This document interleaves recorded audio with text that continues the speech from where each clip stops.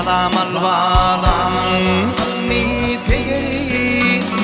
İsmail zani kurban diler Hudayım Udul yanılanlar manay yanılı İsmail mi kurban diler Hudayım İsmail zani kurban diler Hudayım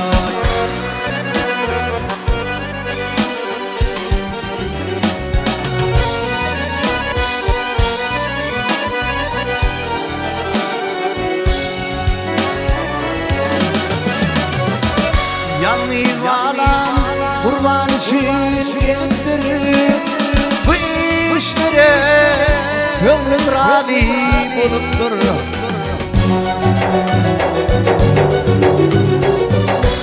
Zahanna kimler ölmem alıptır İsmail'mi kurban diler Huday İsmail zani kurban diler Huday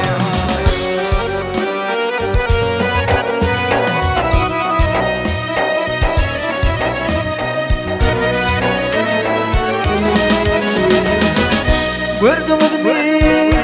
Uzağın boyunu Hey var mı kar yerin doyumu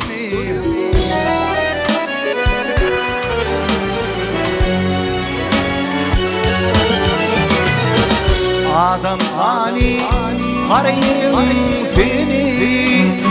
İsmail'mi kurban diler Huday İsmail zane kurban diler Hudayım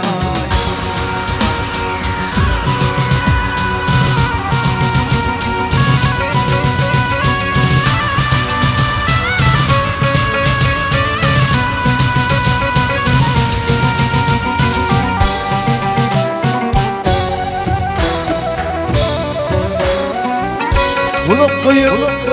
dinle halil sözünü Yaradandan gayrı tutma özünü Manzarını kara kılma yüzünü İsmail'mi kurban diler Huday İsmail zani kurban diler Huday Manzarını kara kılma yüzünü İsmail'mi kurban diler Huday